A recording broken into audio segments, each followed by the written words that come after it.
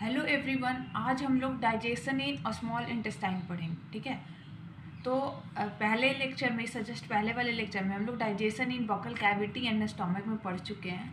तो आज हम लोग डाइजेशन इन स्मॉल इंटेस्टाइन में पढ़ेंगे। ठीक है, तो पहले वाले लेक्चर में जो हम लोग पढ़े तो उसको थोड़ा सा रिकैप करते हैं। तो जो हमारा बकल कैविटी में था, तो बकल कैविटी में डाइजेशन किस चीज़ का होता था? सिर्फ स्टार्च का। ठीक है, सलाइवरी एमाइलेज वहाँ इंजाइम निकलता था और वहाँ पे पीएच मेंटेन होता था 6.8 और वहाँ पे स्टार्च का डाइजेशन होता था। कुकड स्टार्च का, जो पके हुए स्टार्च होते थे उन्हीं का 30% डाइजेशन होता था, वहाँ से चेंज होता था माल्टोज डाइसेक्राइड्स में। ठीक है, दूसरा जब स्टोमक की तरफ बात करेंगे, और यहाँ पे ट्राइग्लिसराइड के ऊपर एक्ट करता है लिंगुअल लाइपेज, लेकिन डाइजेशन नहीं होता है। ठीक है, लाइसोजाइम इंजाइम होता है जो कि बैक्टीरियल एजेंट है। अब यहाँ पे देखते हैं कि जब स्टोमक की बात करेंगे तो स्टोमक में मोस्टली प्रोटीन का डाइजेशन होता है। ठीक है, तो पहला ये बच्चों में एक डाइजेशन होता है जो कि प्रो रेनिन होता है, जो रेनिन में चेंज करता है, और ये प्रोटीन का डाइजेशन करता है, मिल्क प्रोटीन का। ठीक है, मिल्क प्रोटीन का डाइजेशन करके पेप्टॉन्स, प्रोटीएजेज और डाइपेप्टाइड्स में चेंज करता है। ठीक उसी तरह वहाँ पे प्रोटीन का भी डाइजेशन होता है, एक मिल्क प्रोटीन का, एक नॉर्मल जो प्रोटीन वगैरह होते हैं उनका। तो वहाँ पे प्रोटीन का डाइजेशन होता है, तो वो किस रूप में टूटता है? पेप्सिनोजेन था तो पेप्सिन में ब्रेक डाउन होता है HCl के प्रेजेंस में। ठीक है, पेप्सिन में चेंज होता है। ये इनएक्टिव स्टेज है और ये एक्टिव होता है। ठीक है, ये एक्टिव स्टेज है, तो इसमें चेंज होता है। फिर ये पेप्सिन यहाँ एक्ट करता है प्रोटीन पे और प्रोटीओजेज और डाइपेप्टाइड्स में तोड़ता है। तो अब इसके बाद का डाइजेशन देखना है। इसके बाद का डाइजेशन कहाँ होता है? इसके बाद का डाइजेशन होता है स्मॉल इंटेस्टाइन में। ठीक है, तो हमें अब स्मॉल इंटेस्टाइन में डाइजेशन देखना है। तो सबसे फर्स्ट की स्मॉल इंटेस्टाइन में जो होती है वो लीवर की भी एंजाइम आती है और पेनक्रियाज की भी एंजाइम आती है, दोनों एंजाइम आती है ड्यूडेनम में। ठीक है, स्मॉल इंटेस्टाइन में सिर्फ और स्मॉल इंटेस्टाइन का एंजाइम नहीं काम करता है, वहाँ पे लीवर की भी बाइल जूस आती है और पेनक्रियाज की पेनक्रियाटिक जूस भी आती है।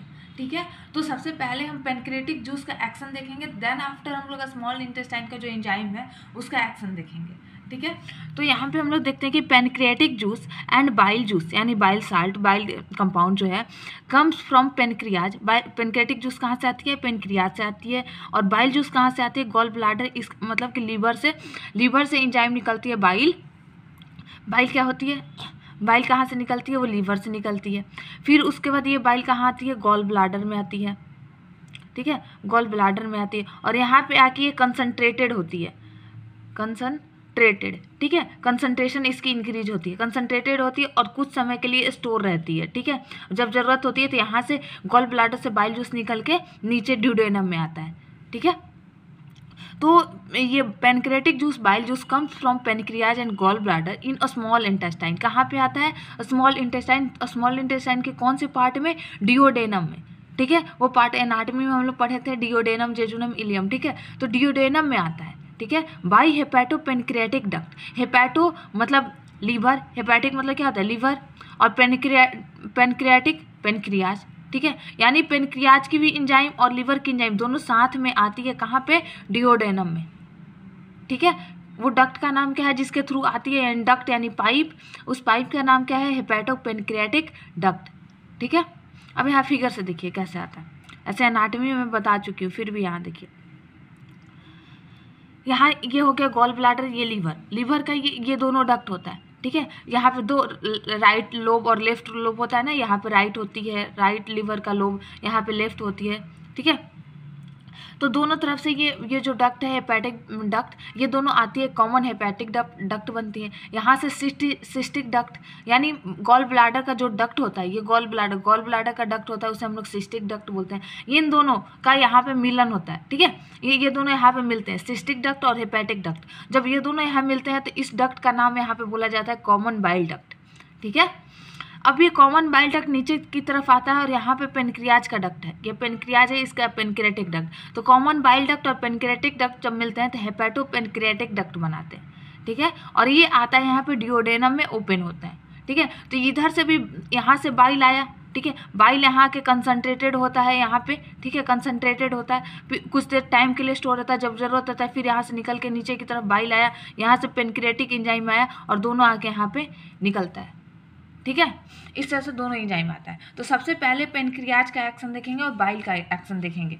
ठीक है, डाइजेशन में तो सबसे फर्स्ट है पेनक्रियाटिक जूस। तो पेनक्रियाटिक जूस में वाटर 99.5% और सॉलिड 0.5%। इस सॉलिड में ही सब कुछ होता है, सारे एंजाइम्स और आयंस होते हैं, ठीक है। तो एक चीज़ ध्यान रखिएगा कि जब सॉलिड्स को डिवाइड करेंगे, ठीक है, ये फ्लो डायग्राम्स वगैरह अगर आप एग्जाम में बनाते हैं तो बहुत अच्छे मार्क्स आते हैं, ठीक है। तो ये सॉलिड्स में ऑर्गेनिक और इनऑर्गेनिक में डिवाइड करते हैं। तो इनऑर्गेनिक में बस ध्यान रखिएगा। तो यहाँ ऑर्गेनिक में देखेंगे, ऑर्गेनिक में क्या क्या चीज़ें होती है, एंजाइम होता है, एल्बुमिन और ग्लोबुलिन होता है। एल्बुमिन और ग्लोबुलिन क्या होता है, ये प्लाज्मा प्रोटीन है, ठीक है, ये प्लाज्मा प्रोटीन है, ये दोनों क्या है, प्लाज्मा प्रोटीन, जो कि बहुत ज़्यादा इसका रोल होता है हमारे बॉडी में, इसका डिफेंस मैकेनिज्म में, यानी किसी भी कीटाणु वगैरह को मारने में, माइक्रो ऑर्गेनिज्म को मारने में, और इसका जो होता है ऑस्मोलरिटी को मेंटेन करने में। इसका क्या काम होता है, ऑस्मोलरिटी को मेंटेन करने में, ब्लड के ऑस्मोलरिटी को मेंटेन करने में, ठीक है। और इसका काम क्या होता है, डिफेंस मैकेनिज्म है,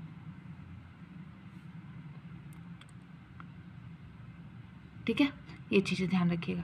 और यहाँ पे अब एंजाइम में कौन कौन से एंजाइम होते हैं पेनक्रियाज में, तो प्रोटियोलाइटिक। प्रोटियोलाइटिक का मतलब कि वैसा एंजाइम जो प्रोटीन की ब्रेक डाउन करता हो। तो प्रोटीन की ब्रेक डाउन करने वाली कौन कौन सी एंजाइम होते हैं, ट्रिप्सिनोजेन, यहाँ पे आर है, सॉरी, ठीक है, कीमोट्रिप्सिनोजेन, प्रो इलेक्टेज, ठीक है, प्रो कार्बो ऑक्सीपेप्टाइडेज, ठीक है।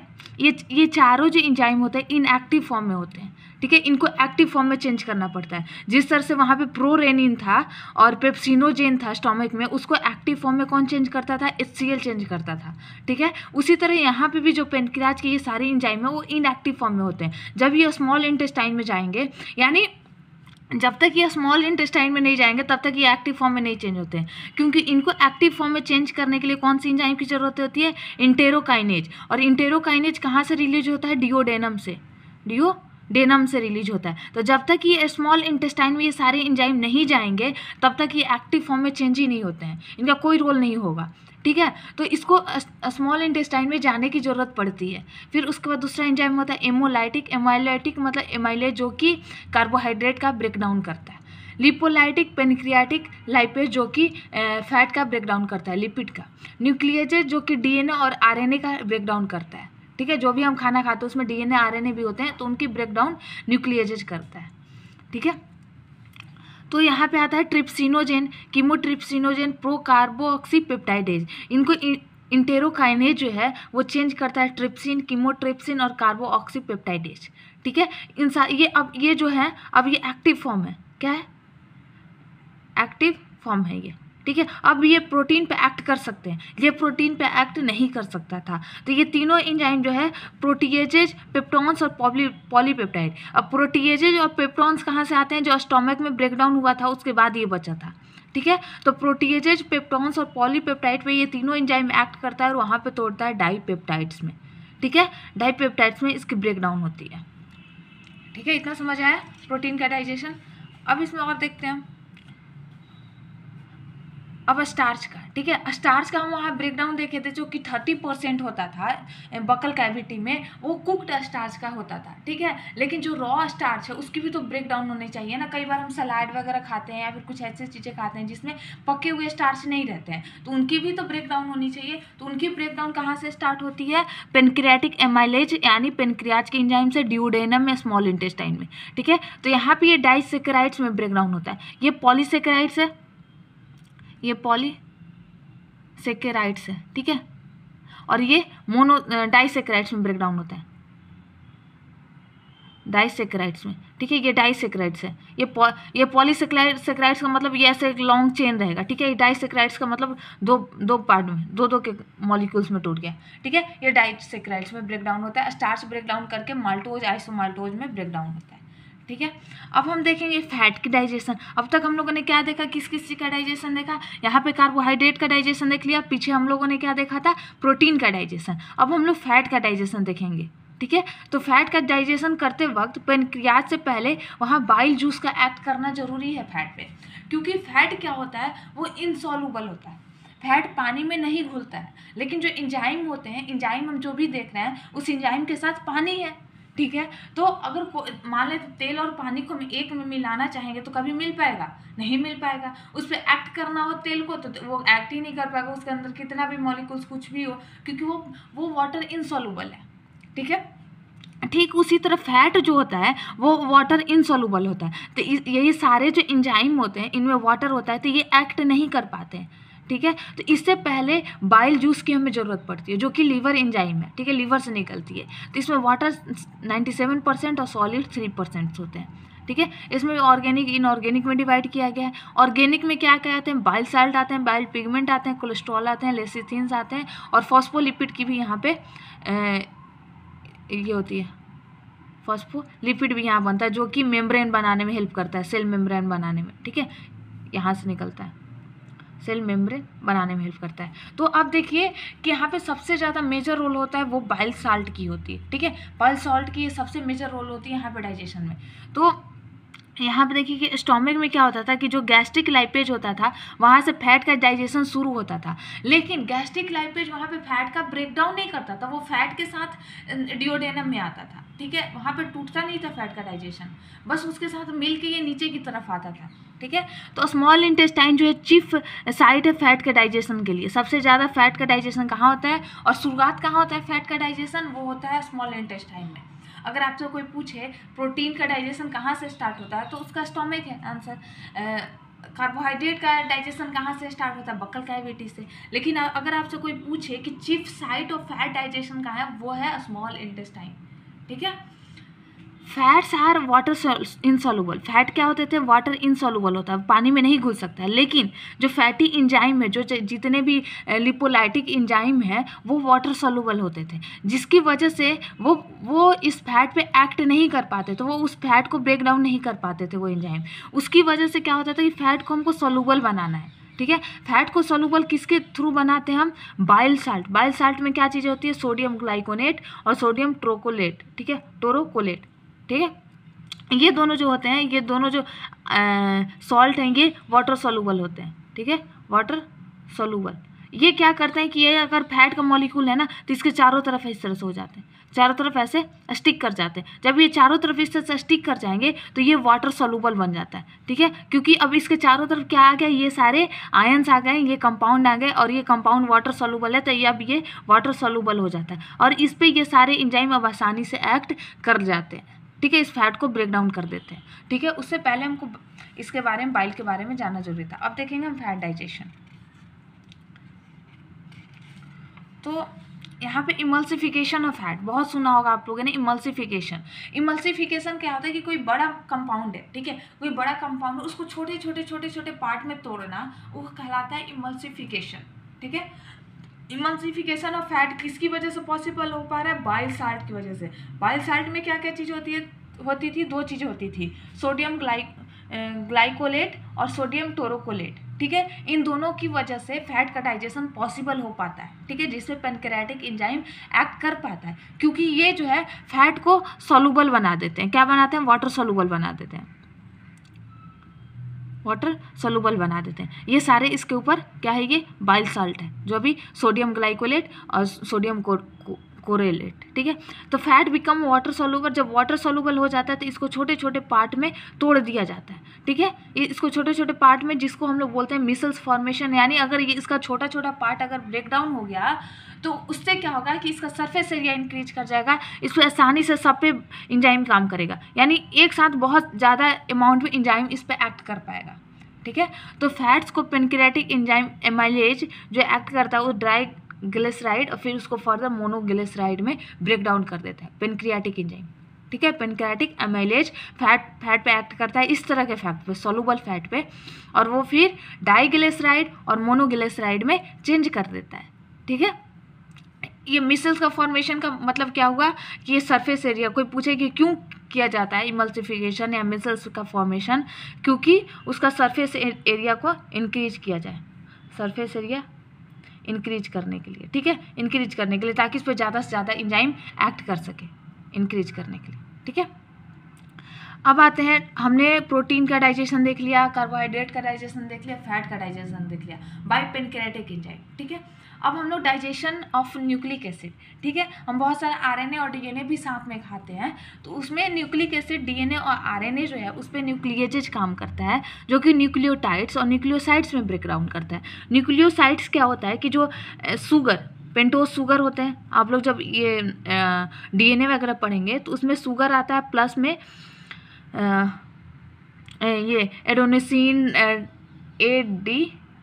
ATGC, साइटोसिन, गुआनिन, थायमीन, ये सारे जब जुड़े रहते हैं तो न्यूक्लियोसाइड कहलाते हैं, ठीक है। जब इन सब के साथ शुगर और ये नाइट्रोजन बेस के साथ, ये ठीक है, ये शुगर हो गया और ये नाइट्रोजन बेस, इन दोनों के साथ जब फॉस्फेट जुड़ जाता है, फॉस्फेट आयन, तब ये कहलाता है न्यूक्लियोटाइड, ठीक है। और न्यूक्लियोटाइड और फिर ये न्यूक्लिक एसिड, जब ये एक मॉलिक्यूल हो गया, ठीक है, जुड़ के एक मॉलिक्यूल बनता है, जब उसी तरह बहुत सारा इस तरह से मॉलिक्यूल एक साथ ज्वाइन कर जाता है तो कहलाता है न्यूक्लिक एसिड।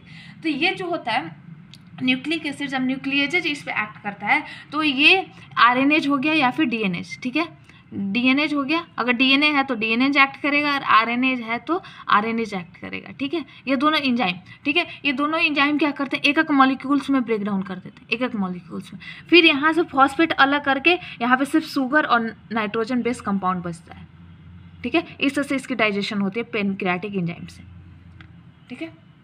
अब हम लोग देखते हैं कि स्मॉल इंटेस्टाइन का भी कुछ एंजाइम होते हैं, ठीक है। अब तक हम लोगों ने बाइल जूस और पेनक्रियाज का एक्शन देखा, पेनक्रियाटिक एंजाइम का। अब हम लोग स्मॉल इंटेस्टाइन में बहुत सारे ऐसे एंजाइम होते हैं जो कि डाइजेशन करते हैं, तो उस एंजाइम को हम लोग क्या बोलते हैं, कंबाइंड रूप से सकस इंट्रिकस, ठीक है। एंजाइम ऑफ स्मॉल इंटेस्टाइन के एंजाइम को हम लोग सकस इंट्रिकस बोलते हैं, ठीक है। उसमें भी वाटर 99.5% और सॉलिड, ऑर्गेनिक, इनऑर्गेनिक में अब तो कन्वर्ट नहीं, ये ब्रेक डाउन कर लेंगे, ठीक है, डिवाइड कर लेंगे। इसमें एंजाइम क्या क्या आती है, पेप्टाइडेज, जो कि प्रोटीन का डाइजेशन करेगी। अब तक प्रोटीन कहाँ तक ब्रेक डाउन हुआ था, डाइपेप्टाइड्स तक, ठीक है, डाइपेप्टाइड्स तक उसका ब्रेक डाउन हुआ था। अब डाइसेकेराइडेज, ठीक है, डाइसेकेराइड्स को ये ब्रेक डाउन करेगा। लाइपेज, ठीक है, लाइपेज मोनोग्लिसराइड को ब्रेक डाउन करेगा। इंटेरोकाइनेज ये भी एक एंजाइम है जो कि बहुत सारे मतलब स्मॉल इंटेस्टाइन एंजाइम को रिलीज करने में हेल्प करता है, ठीक है। इंट्रिंसिक फैक्टर कहाँ से रिलीज होता है वो ध्यान रखिएगा, सबसे इंपॉर्टेंट है। ये रिलीज होता है स्मॉल इंटेस्टाइन से। ये एब्जॉर्प्शन क्या चीज़ में हेल्प करता है, help in absorption of vitamin B12।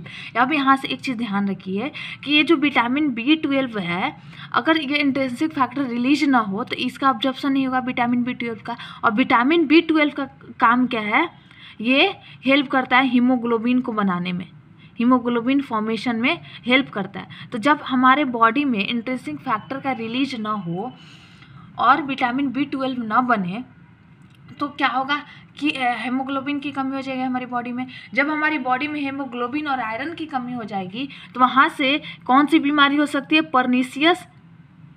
Pernicious anaemia, ठीक है। विटामिन B12 की कमी से कौन सी बीमारी होती है, पर्नीशियस एनीमिया, ठीक है। एनीमिया होती है हीमोग्लोबिन की कमी, आयरन की कमी बॉडी में, खून की कमी, ठीक है। तो और वहाँ पे एक और चीज़ रिलीज होता है, म्यूकस रिलीज होता है स्मॉल इंटेस्टाइन में, ठीक है। तो अब यहाँ से देखिए कि कई बार आप लोग सुने होंगे जो इंट्रिंसिक फैक्टर है या फिर विटामिन B12 को एब्जॉर्प्शन में हेल्प कौन करता है, बहुत सारे स्मॉल इंटेस्टाइन में बेनिफिशियल बैक्टीरिया होते हैं, ठीक है। हमारे स्मॉल इंटेस्टाइन में बहुत सारे बैक्टीरिया होते हैं जो कि हमारे लिए बहुत हेल्पफुल होते हैं, बेनिफिशियल होते हैं, ठीक है। ये बैक्टीरिया क्या करते हैं, विटामिन B12 के एब्जॉर्प्शन में इंट्रिंसिक फैक्टर के रिलीज में हेल्प करते हैं।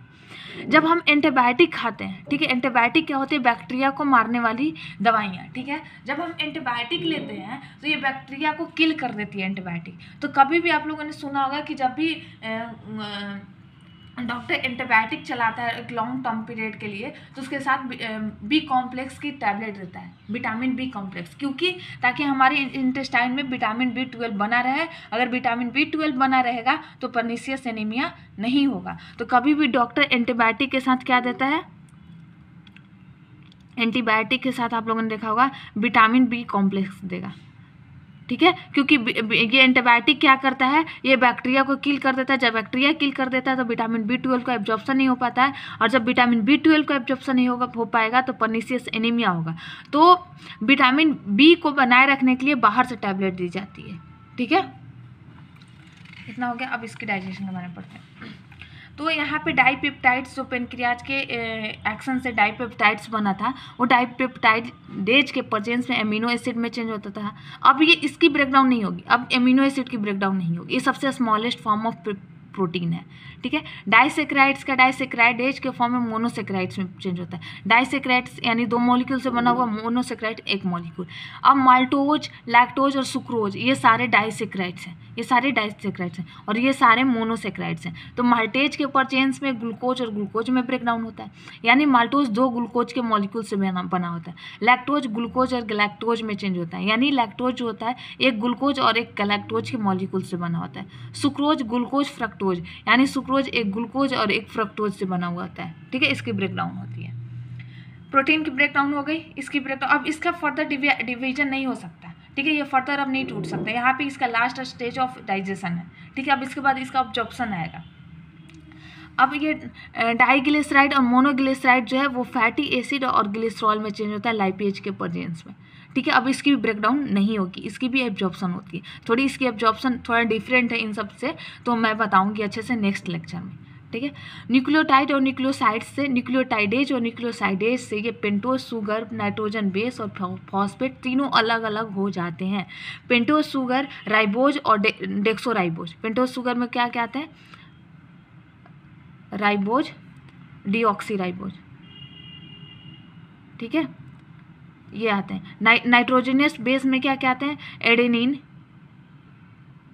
Guanine, adenine, guanine, cytosine, thymine और यूरेसिल, ठीक है। ये सारे नाइट्रोजनस बेस आते हैं। और फॉस्फेट, हाँ, फॉस्फेट आयन होता है। इस फॉस्फेट आयन का जो ये होता है HPO3 2- शायद होता है, 1 मिनट देख लीजिएगा, ठीक है, शायद आई थिंक यही होता है। तो ये रहा डाइजेशन इन स्मॉल इंटेस्टाइन। अगर आपको ये लेक्चर और नोट्स जो भी चीज़ें थी, मैंने प्रॉपर फ्लो डायग्राम और बहुत अच्छे से समझाने की कोशिश करी है। तो अगर आपको ये लेक्चर पसंद आया होगा तो प्लीज़ चैनल को लाइक एंड सब्सक्राइब करें एंड कमेंट जरूर करें कि आपको ये कैसा लगा, ताकि मुझे फीडबैक मिले कि हाँ मतलब पसंद आ रही है नहीं, या फिर मुझे कुछ चेंज करना चाहिए, ठीक है। तो please and please subscribe this channel. Okay, thank you.